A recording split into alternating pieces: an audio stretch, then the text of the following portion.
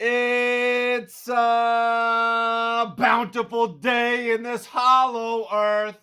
A beautiful day for a hybrid. Do they shift shape? Boy, I feel great. Won't you be my cousin? Good morning, everybody. Oh, my creative cousins all around this hologram earth. Good morning. We are here once again for the most important meal of the day. Shrimp for breakfast, y'all! Oh, shit! And you know that means a strong black cup of coffee and those dank, dark homegrown greens, okay? That is the breakfast of world motherfucking champions, and don't let anybody else tell you different, because Shrimp said so. Shit. We getting hyped. It's Friday. TGIF, y'all. Had a wild ass dream last night. Oh my God. Some of the podcast listeners will remember that I frequently have celebrities in my dreams, right? And I had the celebrity of all celebrities make an appearance last night. My man, Arnold Schwarzenegger, right? The man himself. Shaq and Arnold are my spirit animals, so great to hang with my man last night. It was a wild one. The whole world had been flooded. It was nighttime. This is a spooky dream. And me and Athena had to travel a far distance, and we were going to have to do it through the ocean because the whole world was flooded. And we were going to have to do it on the body of a dead whale. Okay? Which, as you can imagine, is dangerous because there's lots of sharks in the ocean, right? So I have a lot of ocean-centric dreams, and I have recurring dreams of being like way up in the sky, bird's eye view, looking down into the ocean and seeing way down into the ocean all these levels of swirling sharks and creatures and all this stuff, right? Many reoccurring dreams about different spaces and places, like this same bodies of water where we're going around. It's almost like giant tide pooling, but there's sharks in there and all different creatures, and I'm looking and I'm seeing different, like I can completely see everything in the water, and I'm seeing all these different crustaceans and wild creatures climb around. But this one was different. This one was new. And it was night, it was dark, the ocean is vast, there was wreckage in the ocean, there are buildings sticking up out of the ocean. And we embark on this journey on the body of a dead whale that's basically like underwater, like it's like a part of a dead whale or something. And very aware that there's sharks around, but very aware that we have no choice. And eventually, it's like we need to take a break, and we get to this.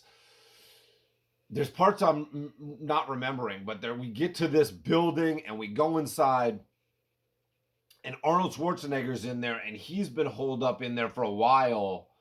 We're upstairs using the bathroom. We're using the toilet multiple times. I remember, like, toilet breaks. And we're talking and we're trying to figure out the logistics of how we're going to get to somewhere. I think maybe abstractly we were trying to get to the kids or something, although there wasn't necessarily that sense of panic of being separated from the kids. So maybe not, things in dreams are so switched around.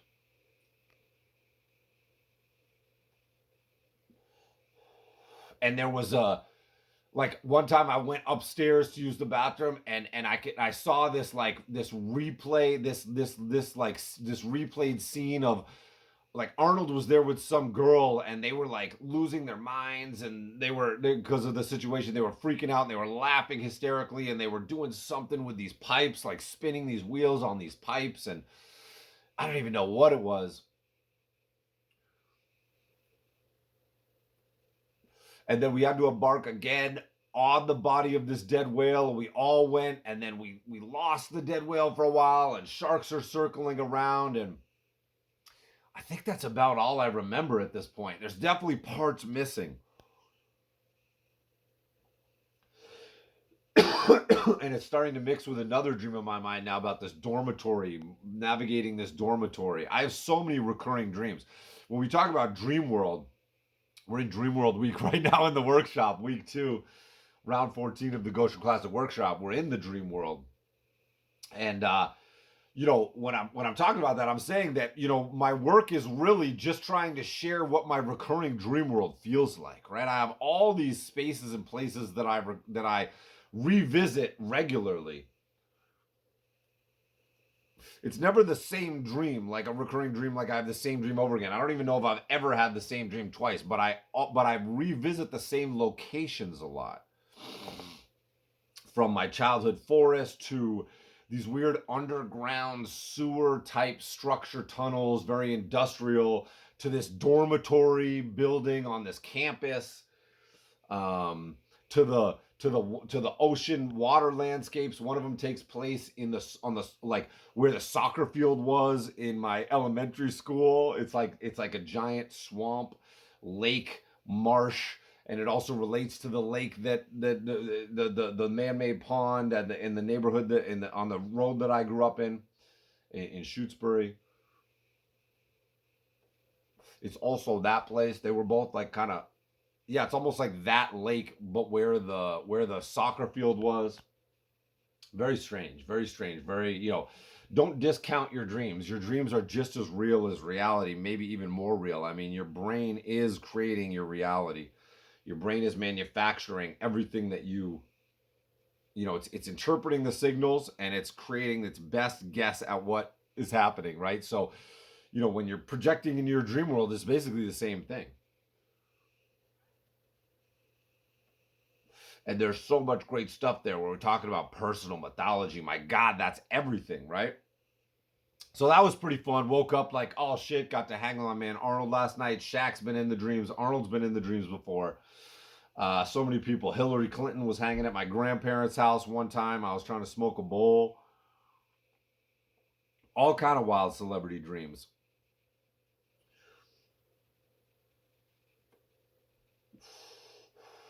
We were having a hearty conversation yesterday. I wanted to dive into this. We said we were going to return to the AI stuff. AI is such a hot topic right now. My God, can you believe it? People are bugging out about AI. Seen, especially on Twitter, lots of people just complaining about AI. There's of course in the crypto space, there is lots of AI art. There's lots of generative art, which is different.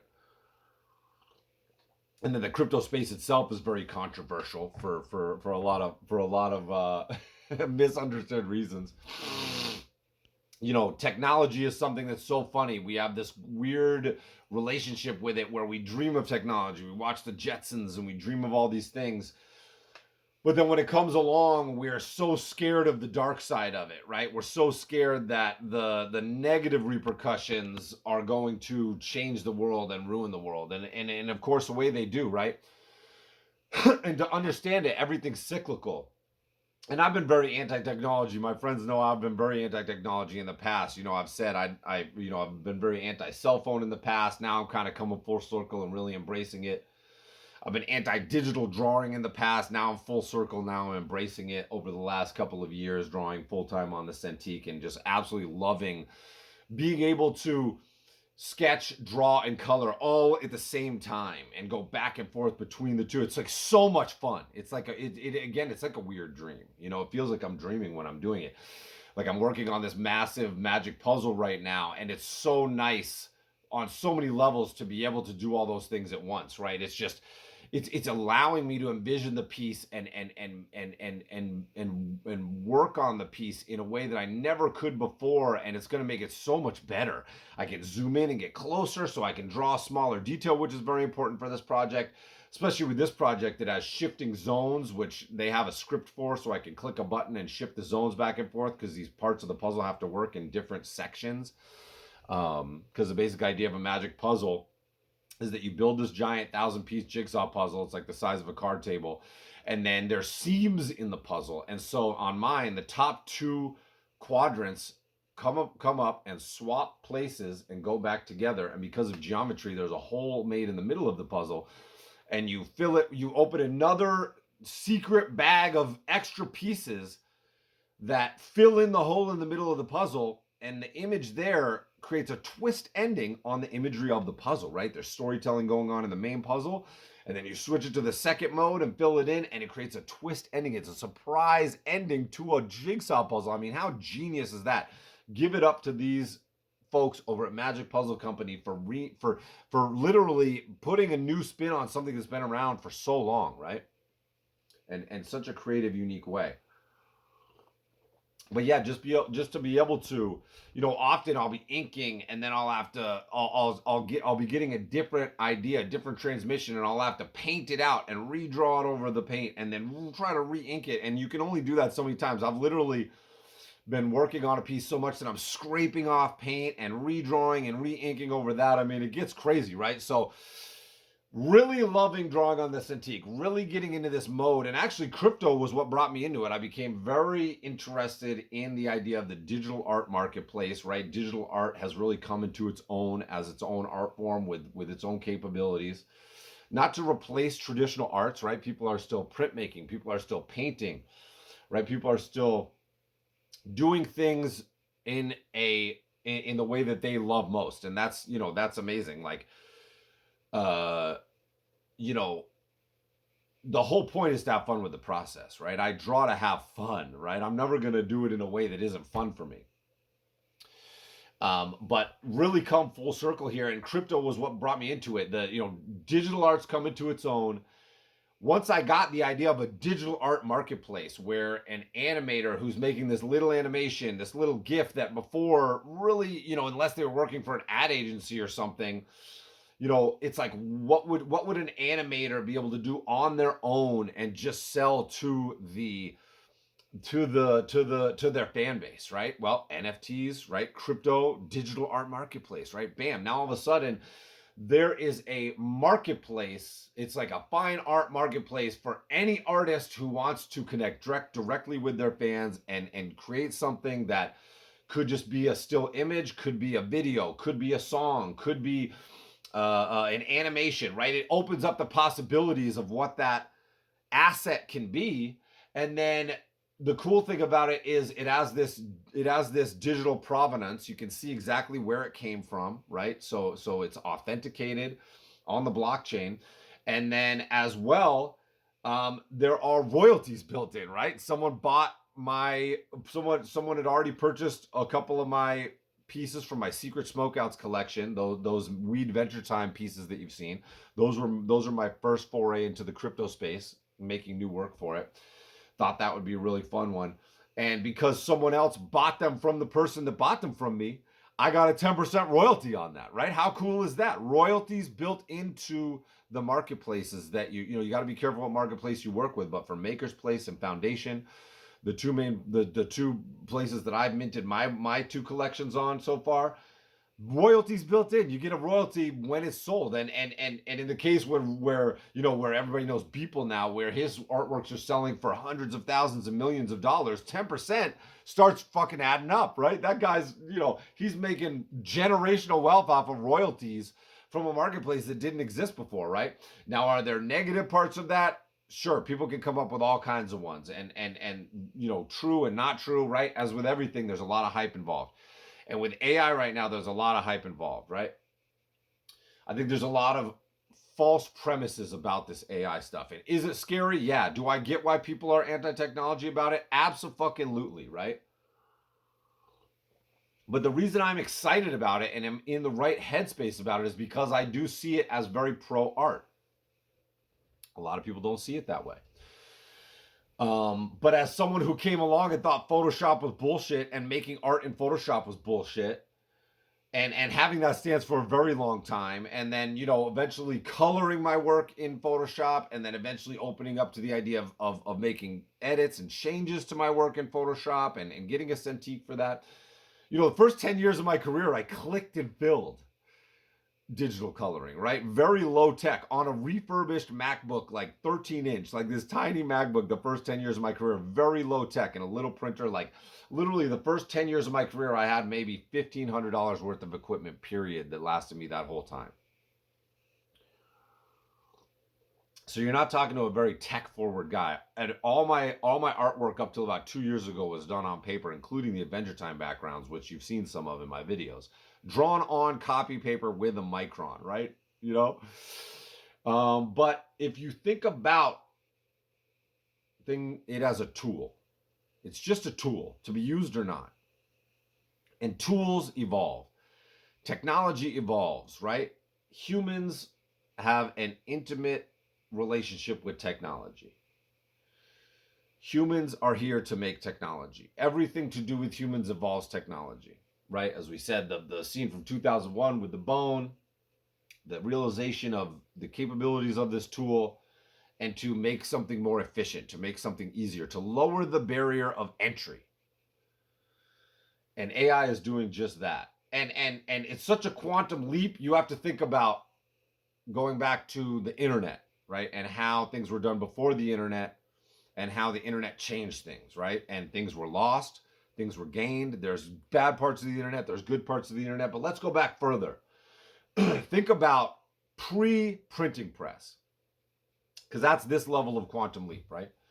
Where before, first of all, most people couldn't even read and write, okay? And then it was an elite thing that only the rich people had access to, right? And the power of the church in being the only people that could tell you the word of God. If you think about how manipulative fucking that shit is, think about how much of a manipulative cult the Catholic churches, and how the fuck is that place still around with all the fucking reparations and everything that should be paid and all the colonialism. Think about, they are the longest standing colonialist, imperialist, absolute cult, pedophile organization that has been around so fucking long, controlling information, untouchable to the law, right? Unbelievable, these people manipulating with shame and guilt and fear and taking people's money and doing whatever the hell they want. That's wild shit.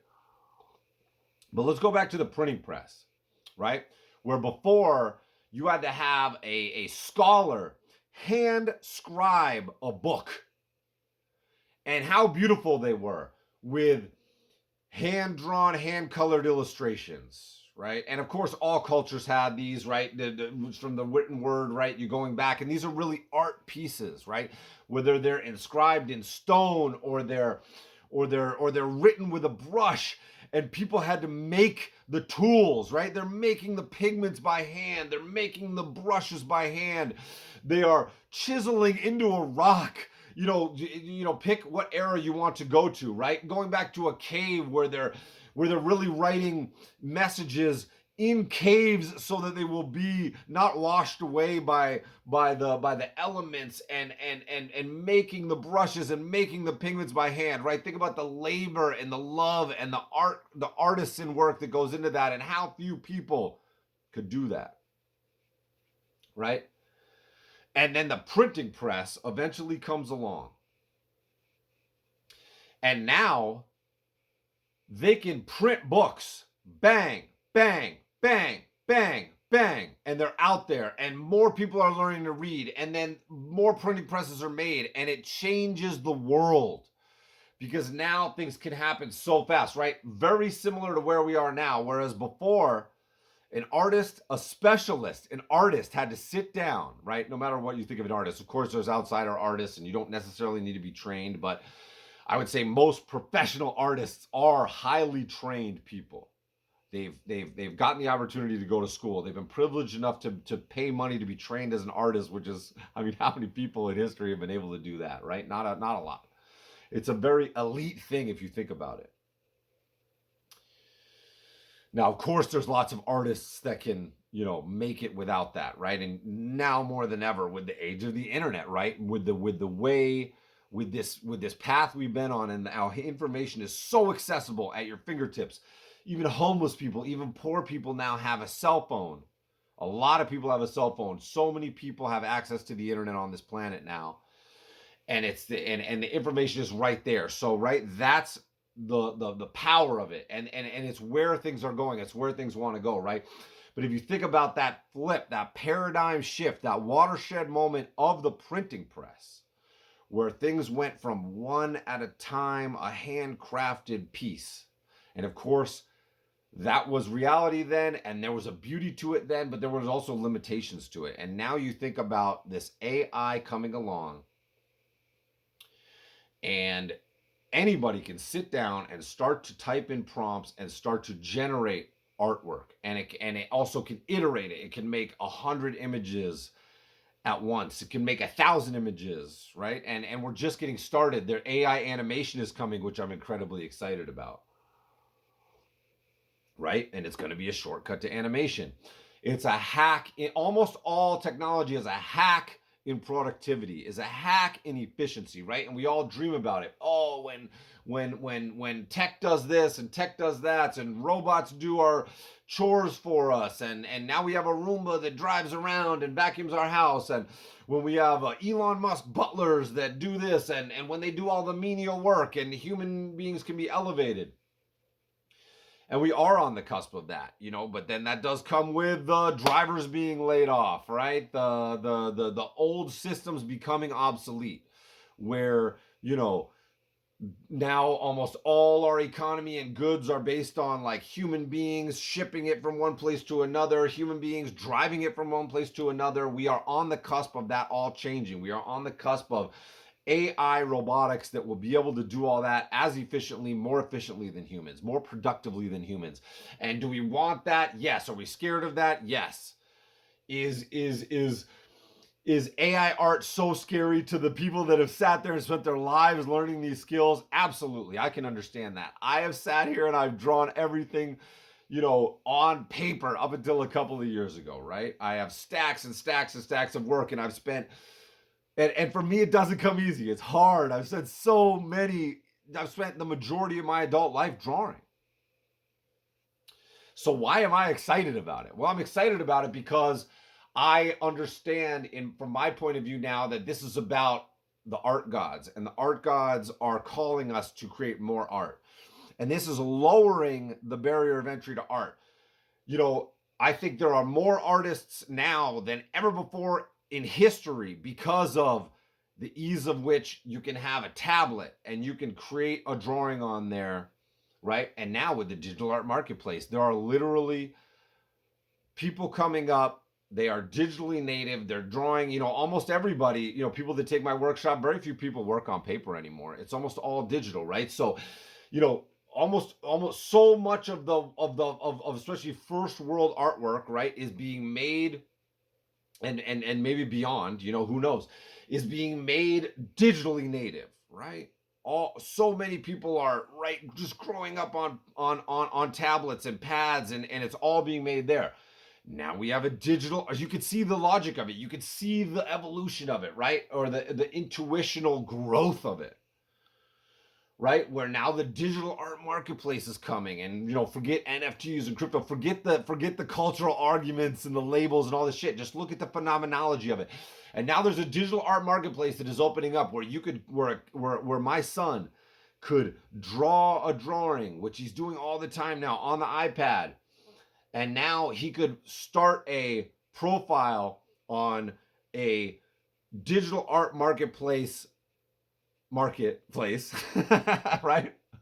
And start to put his work for free, where people could mint it. Put his work for $1, $10, $50, $100. He could build up a fan base through social media technology, and videos, and process videos, and connecting with people in the real world through technology all over the world, right? Just like we do. We have people come in our woods every year for Ghost Fest, for Ghost Scouts, for visits, for Ghost Scout Summit.